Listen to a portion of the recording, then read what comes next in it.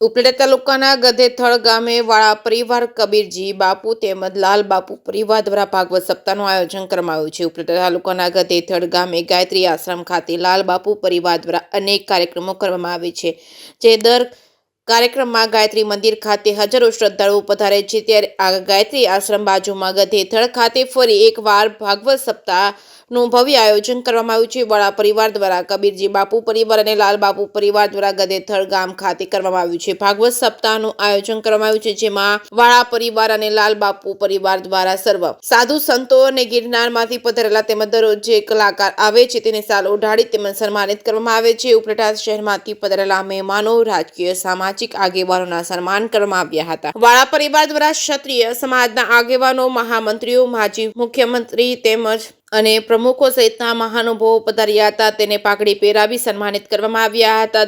દરરોજ સાંજે અને બપોરે ભોજનનું પણ આયોજન કરવામાં આવ્યું છે। લાલ બાપુએ જે દિવસથી ગધેથળથી ગયા છે અને આજે પહેલી વખત ગધેથળ ગામમાં વર્ષો બાદ ફરી પધાર્યા તે બદલ સૌએ સામૈયા કરવામાં આવ્યા હતા અને ગામના મંદિરોમાં પહેલા દર્શન કર્યા, તે પછી ભાગવત સપ્તાહમાં આવ્યા હતા। જે કે સિંહ ગુજરાતી સાથે અર્શી આહિર, ઉપલેટા।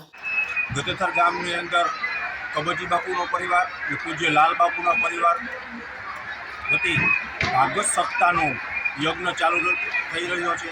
ત્યારે આજે ચોથો દિવસ છે અને લાલ બાપુની પધરામણી થઈ તો હજારો માણસોએ દર્શનનો લાભ લીધો અને હજારો માણસોએ પ્રસાદનો પણ લાભ લીધો।